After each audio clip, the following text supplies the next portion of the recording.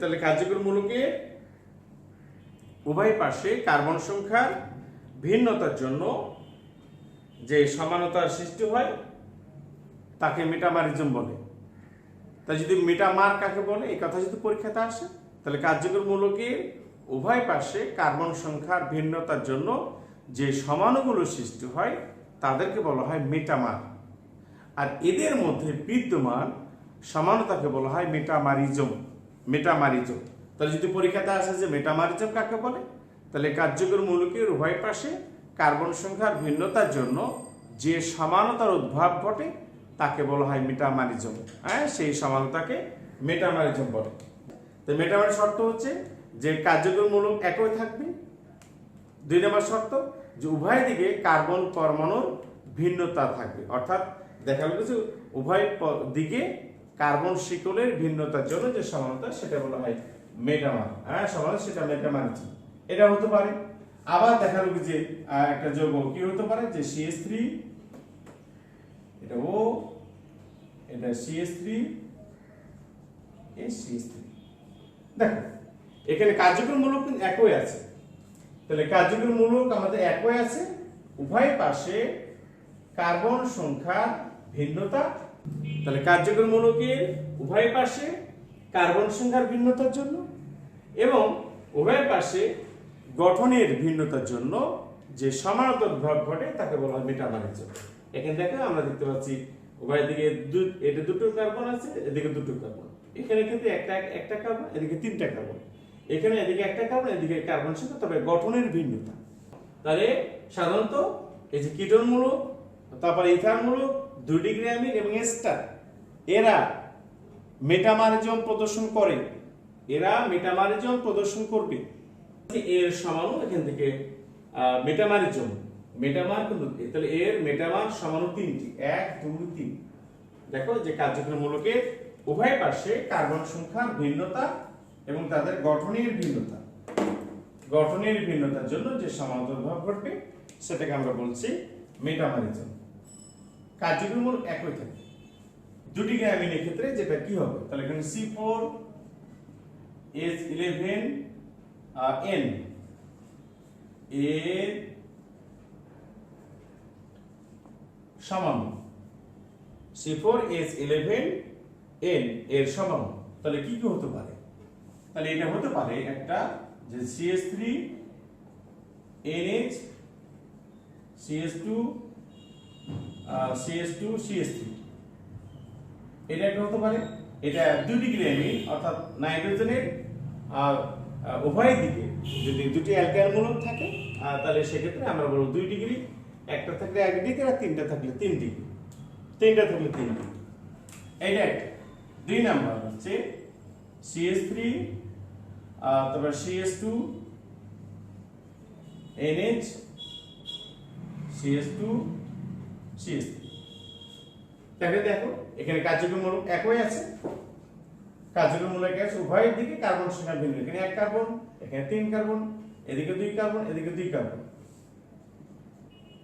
3 number হচ্ছে যে CH3 CH CH3 NH তারপর কত CH3। তাহলে 2 ডিগ্রি অ্যামিন এরাও কিন্তু মেটামারিজম প্রদর্শন করে। 3 নাম্বার এক্সাম্পল C5H10O এর সমাণু অবলিক মেটামার। আচ্ছা, সমাণু অবলিক এর মেটামার গুলো কি হবে সেটা আমরা দেখে নিই। তাহলে লিখতে পারি CH3 CO CH2 এখানে CH2 CH3, এটা লেখা যায়। তাহলে কার্বন কয়টা হচ্ছে 5 আর এখানে 7। ওকে, এটা একটা লেখা আছে সমান কার্যকর মূলক। 2 নম্বরের ক্ষেত্রে CH3 CH2 CO CH2 CH3। তাহলে এখানে দেখতে পাচ্ছি যে এই কিটোন মূলকের উভয় পাশে কার্বন সংখ্যার ভিন্নতা দেখতে পাচ্ছি। এটা একটা হতে পারে।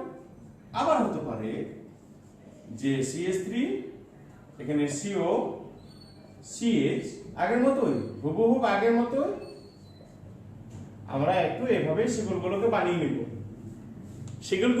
নিব এই তাহলে এখান থেকে এই যৌগটার নাম কি এটা হচ্ছে তোমার পেন্টানন 2 আর এখানে পেন্টানন 2 এখানে আছে পেন্টানন কত 3 আর তারপরে এখানে 1 2 3 4 তাহলে এখানে 3 মিথাইল এখানে বিটানন 2 আর বিটানন 2 এগুলো সো এই যৌগের C5H10O এর সমাণু এখানে দেখো তাহলে কিটোন মৌলকে উভয় পাশে কার্বন সংখ্যার ভিন্নতার জন্য যে সমান্তর উদ্ভব ঘটবে তাকে আমরা বলছি যে মেটামারিজম আর যে সমাণুগুলো সৃষ্টি হবে এরা পরস্পরের মেটামার তাহলে এই যে এগুলো এরা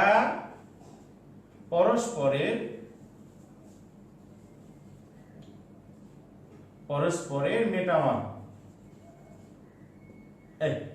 বুঝা গেছে এরা পরস্পরের মেটামার যে এখানে একটা খেয়াল রাখতে হবে যে এস্টারের ক্ষেত্রে নামকরণের ক্ষেত্রে একটু পার্থক্য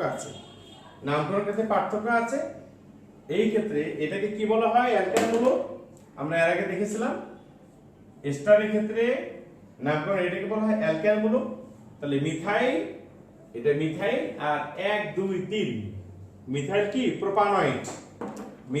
প্রোপানয়েড এখানে একটু খেয়াল রাখতে হবে সো দিস ইজ 1 2 3 এটা অর্থাৎ এই এস্টার মূলকের এই পাশে যেগুলো থাকে সেটাকে বলা হয় অ্যালকাইল মূলক সেটা হচ্ছে কি অ্যালকাইল মূলক আমি তোমাদেরকে বলি এটা এর আগে আমরা দেখেছিলাম এটাকে বলা হয় অ্যালকাইল মূলক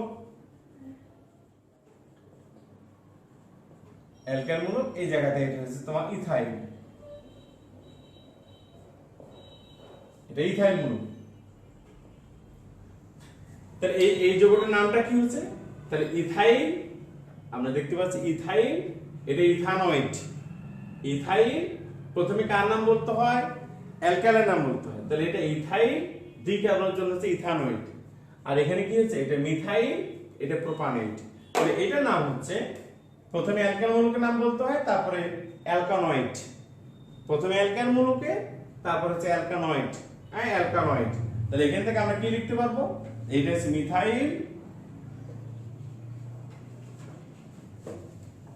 মিথাইল এটাকে আমরা লিখবো যে প্রোপানয়েড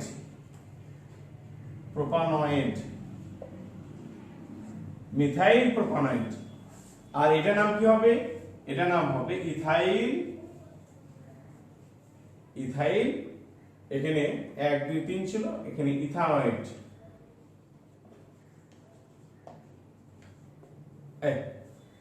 বুঝা গেছে তাহলে এই যৌগটার নামকরণ হচ্ছে এটা আর এই যৌগটার নামকরণ হচ্ছে এটা সো এস্টার গুলো কিন্তু মেটামারিজম প্রদর্শন করে সকল মেটামার অবস্থান সমাণু অর্থাৎ অবস্থান সমাণু প্রদর্শন করে কিন্তু সকল অবস্থান সমাণু কিন্তু মেটামার নয় एग्जांपल তাহলে যদি পরীক্ষাতে আসে এই ধরনের ব্যাখ্যা যদি আসে অ্যাডভার্সাইটিস দেখাতে যে সকল মেটামার অবস্থান সমাণু কিন্তু সকল অবস্থান সমাণু মেটামার নয় গিভ অ্যান एग्जांपल এটা যদি হয় তাহলে एग्जांपल এর ক্ষেত্রে আমরা বলতে পারি যে CH3 CH2 CH2OH এটা আবার CH3 CH CH2OH এখানে দেখো যে এখানে এটা নাম কি এটা হচ্ছে প্রোপানল এটা প্রোপানল 1 আর এটা হচ্ছে প্রোপানল 2 প্রোপানল এখানে কি আছে কার্যক্রমমূলক একই আছে তাহলে দেখো কার্যক্রমমূলক একই আছে কার্বন সংখ্যার কিন্তু ভিন্নতা আছে এখানে এরা অবস্থান সমান কিন্তু এরা দেখা যাচ্ছে একই কার্যক্রমমূলক থাকলো এরা কিন্তু না এখানে এরা কি প্রদর্শন করছে তাহলে কার্যক্রমমূলক একই থাকলে আমি বলতে যাচ্ছি যে কার্যক্রমমূলক একই থাকলে যে মেটামার হবে সেটা কিন্তু নয় এখানে কিন্তু একই কার্যক্রমমূলক আছে সো কার্যক্রমমূলক একই থাকলে যে মেটামারিজম প্রদর্শন করবে সেটা নয় তারা এই যে যেগুলা আছে যে সকল মেটামার অবস্থান সমান, কিন্তু সকল অবস্থান সমান কিন্তু মেটামার নয়। সো এরা কি প্রদর্শন করছে? এরা অবস্থান সমানতা প্রদর্শন করছে। তাহলে এরা অবস্থান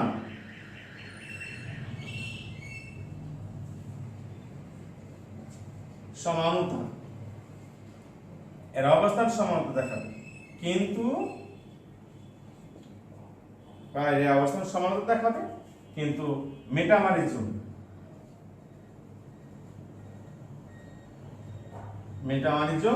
প্রদর্শন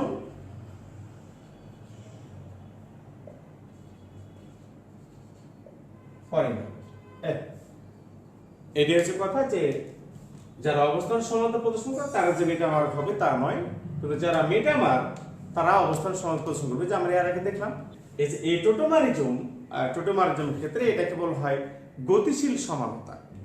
গতিশীল সমানতা অর্থাৎ আণবিক সংকেত একই থাকবে, কিন্তু গাঠনিক সংকেতের ভিন্নতার কারণে এরা সাধারণত কিটো ইনোল ফরম্যাটে থাকে এবং এরা সাম্যাবস্থায় বিরাজ করে, দুটো সমানও সাম্যাবস্থায় বিরাজ করে কিটো থেকে ইনোলে অটোমেটিক্যালি সেক্ষেত্রে কিন্তু রূপান্তরিত হয়। অর্থাৎ এক কার্যকরমূলক থেকে অন্য কার্যকরমূলকে স্বতঃস্ফূর্তভাবে রূপান্তরিত হয় এবং তারা সাম্যাবস্থায় কিন্তু বিরাজ করে। এটা একটা গতিশীল সমানতা। গতিশীল বলতে কিটোমূলক থেকে হাইড্রক্সি মূলকে রূপান্তরিত হয় এবং তারা সাম্যাবস্থায় বিরাজ করে। এক প্রকার কার্যকরী মূলক বিশিষ্ট কাঠামো থেকে অন্য প্রকার কার্যকরী মূলক বিশিষ্ট কাঠামোতে যদি স্বতঃস্ফূর্তভাবে পরিবর্তিত হয় এবং উভয় কাঠামো যদি সাম্যাবস্থায় বিরাজ করে, এর ফলে যে সমানতার উদ্ভব ঘটবে তাকে টোটোমারিজম বলে। যে সমানতার উদ্ভব ঘটে তাকে টোটোমারিজম বলে। তাহলে টোটোমারিজমের শর্ত রয়েছে কি? একে গতিশীল কার্যকরীমূলক সমানতা বলে, কিটো ইনোল ফরম্যাটে থাকে এবং যৌগে অধিক তড়িৎ ঋণাত্মক পরমাণু সাধারণত যুক্ত থাকে, দ্বিবন্ধনে বা ত্রিবন্ধনের সাহায্যে যুক্ত থাকে। আর আলফা হাইড্রোজেন যুক্ত কার্বনিল যৌগ তারা এই টোটোমারিজম প্রদর্শন করে। এর আলফা হাইড্রোজেন যুক্ত কার্বন কাকে বলে সেটা আমরা একটু দেখব। Very simple. তাহলে আমরা কি দেখতে পাচ্ছি? আলফা কার্বন কাকে বলে? কার্যকরী মূলকের সাথে যুক্ত যে কার্বন তাকে বলা হয় আলফা কার্বন। তাহলে কার্যকরী মূলকের পরের কার্বনটাকে বলা হয় আলফা কার্বন, কার্যকরী মূলকের পরের কার্বনটাকে বলা হয় আলফা কার্বন। এবং আলফা কার্বনের সাথে যদি কোনো হাইড্রোজেন যুক্ত থাকে তাদেরকে বলা হয় আলফা হাইড্রোজেন। তাদেরকে বলা হয় কি? Alpha hydrogen. এক্সাম্পল এখানে দেখতে পাচ্ছি যে এটা কার্যকরী মূলক। এই কার্যকরী মূলকের সাথে যুক্ত যে কার্বন এটাকে বলছি আমরা আলফা কার্বন। আর এর সাথে যুক্ত যে হাইড্রোজেন এটাকে আমরা বলছি আলফা হাইড্রোজেন। তাহলে কার্যকরী মূলকের পরের কার্বনটাকে বলা হয় আলফা কার্বন। তাহলে এটাকে বলবো আমরা আলফা কার্বন, এটা হচ্ছে বেটা কার্বন, এটা কি gamma carbon. Alpha beta gamma এভাবে কিন্তু নামকরণ করা হয়ে থাকে। কার্যকরী মূলকের পরের কার্বনটাকে বলবো আলফা কার্বন, তারপরটা বেটা কার্বন, তারপরটা গামা কার্বন। এবং আলফা কার্বনের সাথে যে হাইড্রোজেন যুক্ত থাকে তাকে বলা হয় আলফা হাইড্রোজেন। সেখানে আলফা হাইড্রোজেন কিন্তু দুইটা, আলফা হাইড্রোজেন আছে দুইটা। এখানে আমরা দেখতে পাচ্ছি যে এটা কার্যকরী মূলক, আর এই যে এটাকে আমরা দেখতে পাচ্ছি যে এটা আলফা কার্বন। কিন্তু এই আলফা কার্বন কার্যকরী মূলকের পরের কার্বনটাকে বলা হয় আলফা কার্বন। তাহলে এটা হচ্ছে আলফা কার্বন, এটা আলফা কার্বন, এটা কি বেটা কার্বন। তাই আলফা কার্বনের সাথে যে হাইড্রোজেন থাকে তাকে বলা আলফা হাইড্রোজেন। দেখো এখানে আলফা কার্বন আছে কিন্তু আলফা হাইড্রোজেন নেই। যে প্রোপানল টোটোমারিজম প্রদর্শন করে ব্যাখ্যা করো। ক্ষয়ে থাকে, সৃজনশীলের ক্ষেত্রে ক্ষয়ে থাকে, আর সেটা ব্যাখ্যা করো। প্রোপানলের ক্ষেত্রে আমরা আগেই বলেছি, এই শর্তের ক্ষেত্রে বলেছিলাম যে সাধারণত কিটো ইনোল ফরম্যাটে থাকবে। তাহলে এখান থেকে আমরা দেখতে পাচ্ছি যে আমি যদি স্ট্রাকচারে লিখি,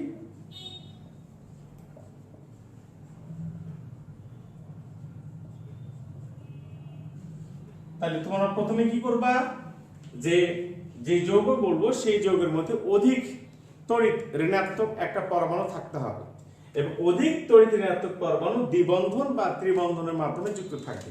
এখানে দেখতে পাচ্ছি অক্সিজেনের তড়িৎ ঋণাত্মকতা অনেক বেশি, অক্সিজেন তড়িৎ ঋণাত্মকতা হচ্ছে 3.5, কার্বন তড়িৎ ঋণাত্মকতা কম।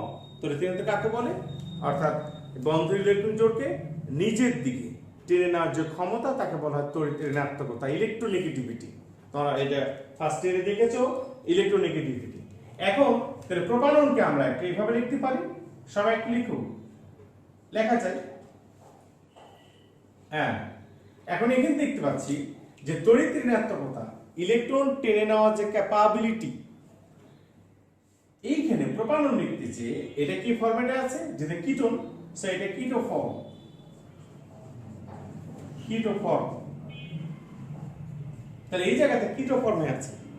তড়িৎ ঋণাত্মকতা বেশি থাকার কারণে কি হবে, এই বন্ধন ইলেকট্রন জোড়ে এই ইলেকট্রনগুলোকে অক্সিজেনের পরমাণু নিচের দিকে টেনে নিবে।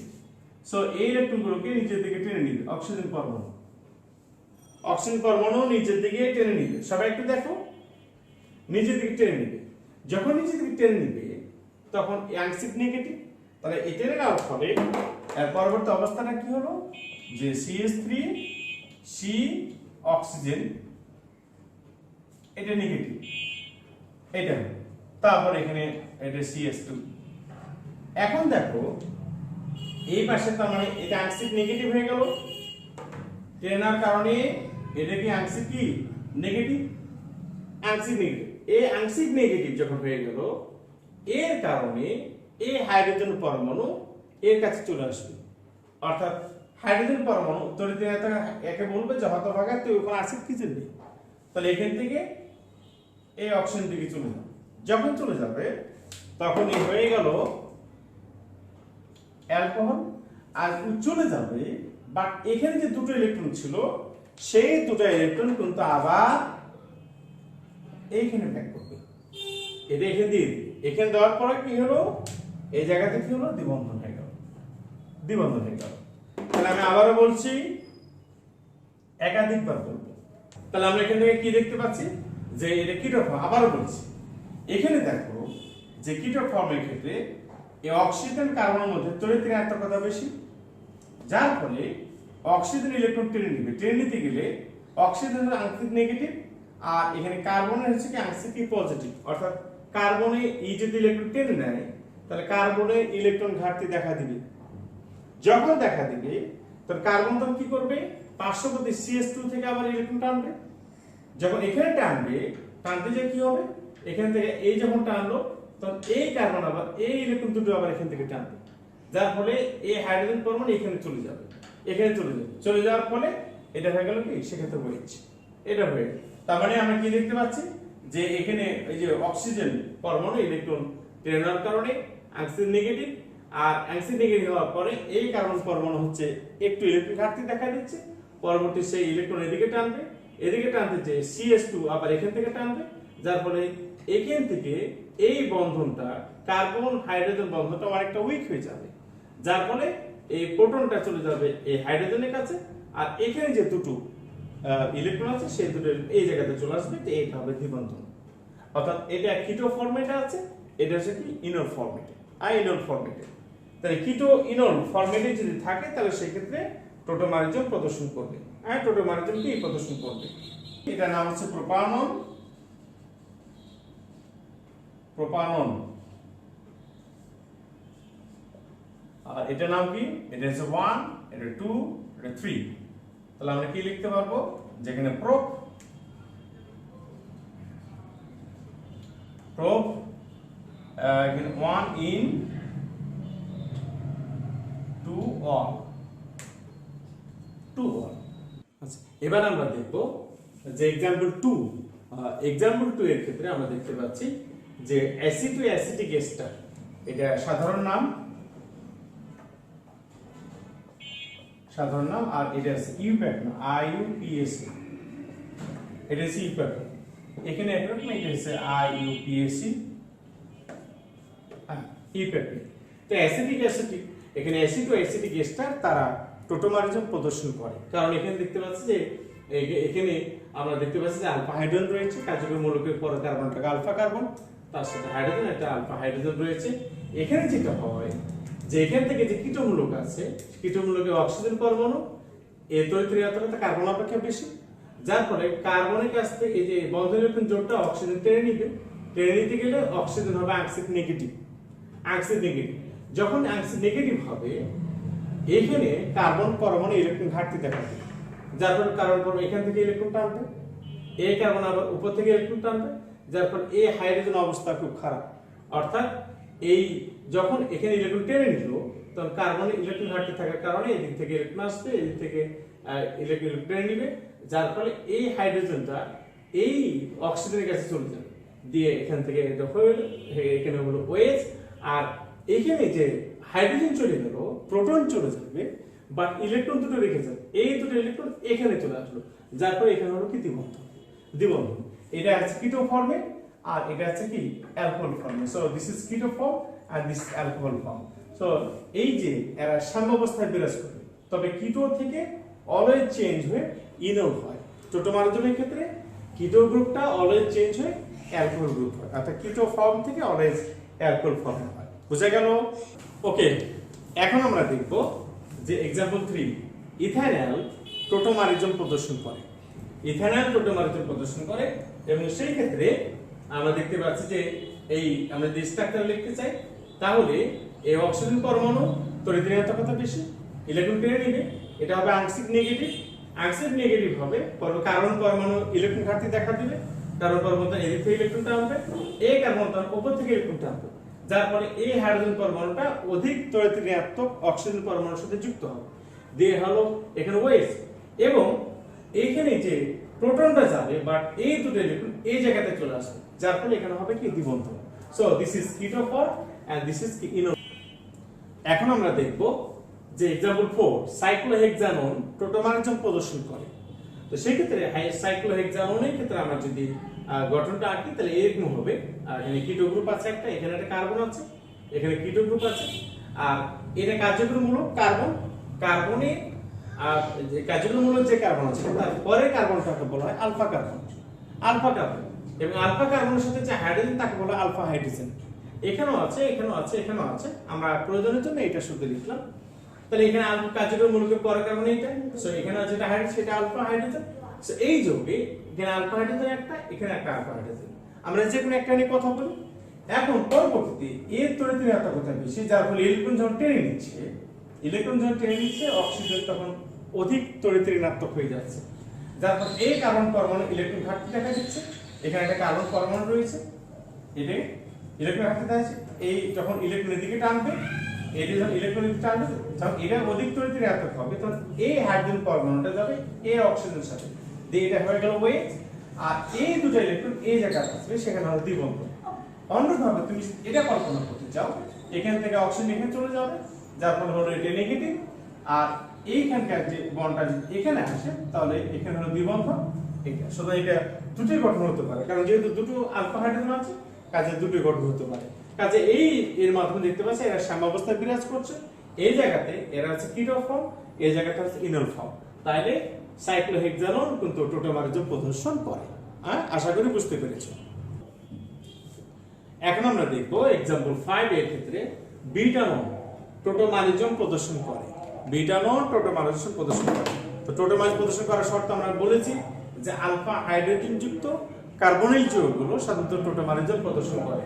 বিটাননটা আমরা যদি এভাবে লিখি, এখানে CH2 এখানে লিখি, তাহলে সেক্ষেত্রে দেখতে পাচ্ছি যে এখানে আলফা হাইড্রোজেন রয়েছে, এখানে আলফা হাইড্রোজেন রয়েছে, এটা আলফা হাইড্রোজেন রয়েছে। এখন এখান থেকে প্রথমে বলি, এখন এই দুটোই আলফা হাইড্রোজেন রয়েছে, তাহলে কোন হাইড্রোজেনটা অক্সিজেনের সাথে যুক্ত হবে। এখানে খেয়াল রাখতে হবে যে এইখানে যে আলফা হাইড্রোজেন রয়েছে, সেই আলফা হাইড্রোজেনের সাথে যে কার্বন রয়েছে, সেই আলফা কার্বন একটা ইলেকট্রন দাতা গ্রুপের সাথে যুক্ত আছে, electron pushing group. So alkyl মূলক এরা হচ্ছে ইলেকট্রন দাতা গ্রুপ, এরা ইলেকট্রন এখান থেকে ঠেলে দিবে, ইলেকট্রন ঠেলে দিবে।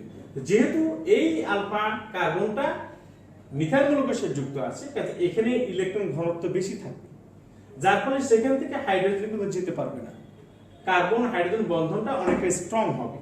এই জায়গাতে দেখতে পাচ্ছি যে এই যে এখানে যে আলফা কার্বন আছে, সেই কার্বনের সাথে কোনো ইলেকট্রন পুশিং বা ডোনেটিং গ্রুপ নাই, সেই জন্য যখন এখান থেকে অক্সিজেন ইলেকট্রন টেনে নেবে, অক্সিজেন যখন বন্ধ ইলেকট্রন টানবে, তার এই কার্বনে ইলেকট্রন ঘাটতি দেখা দিবে, যার ফলে এই কার্বন পার্শ্ববর্তী কার্বন থেকে ইলেকট্রন টানবে এবং এই পার্শ্ববর্তী কার্বন এখান থেকে ইলেকট্রন টানবে, যার ফলে কার্বন হাইড্রোজেন এই বন্ডটা কিন্তু অনেকটা উইক হয়ে যাবে।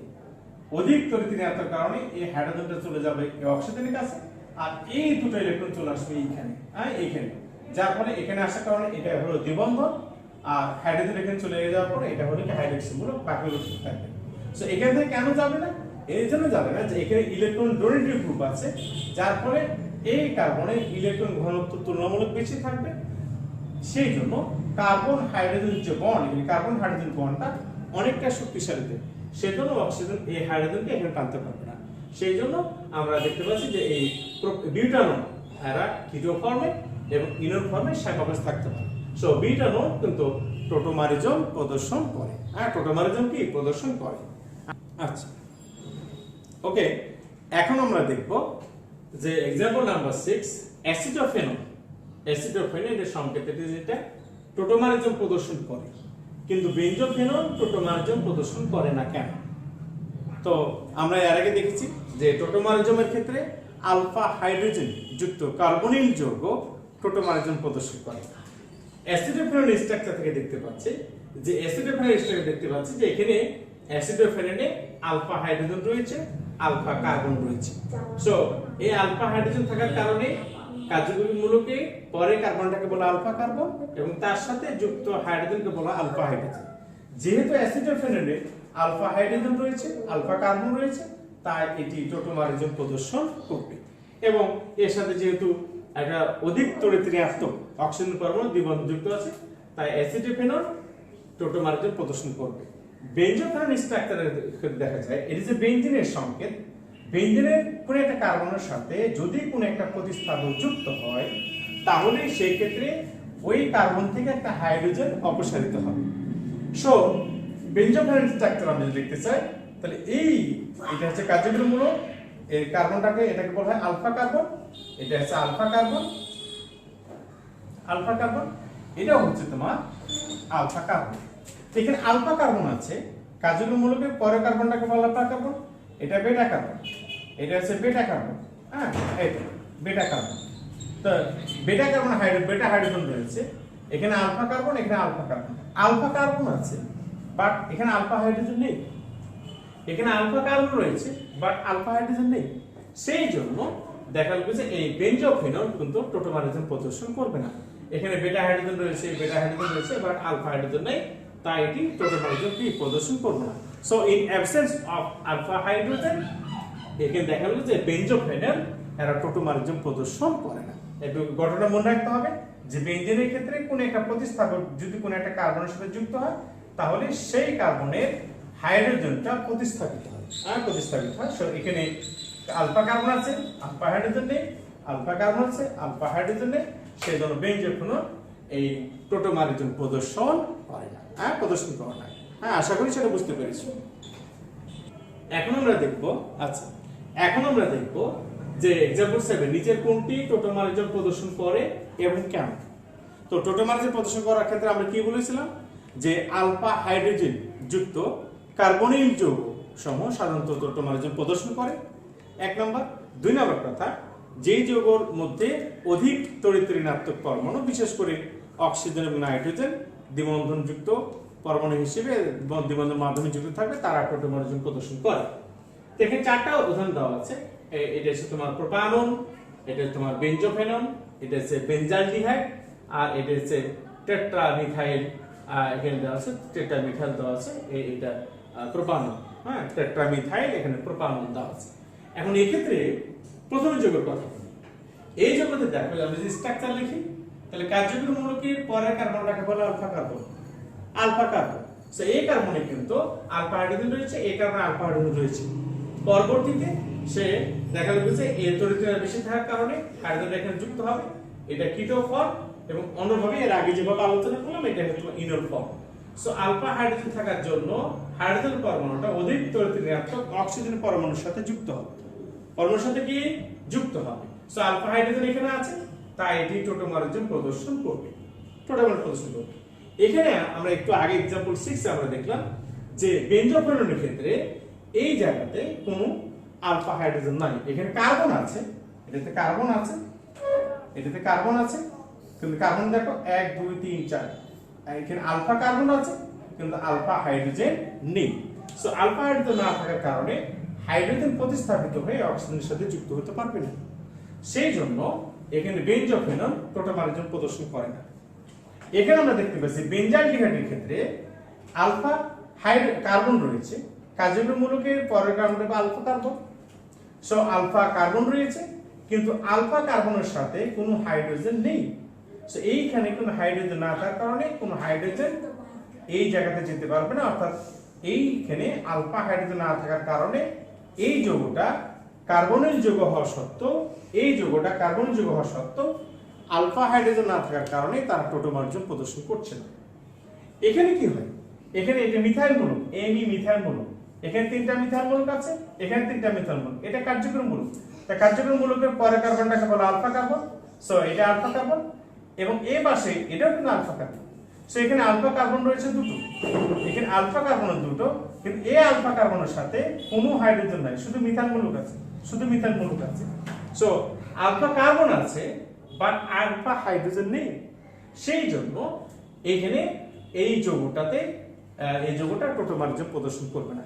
সো কার্বনিল সকল কার্বনিল যৌগ যে টোটোমারিজম প্রদর্শন করবে তা নয়, যে সমস্ত কার্বনিল যৌগে অ্যালডিহাইড বা কিটোনে আলফা হাইড্রোজেন রয়েছে তারা সাধারণত টোটোমারিজম প্রদর্শন করবে।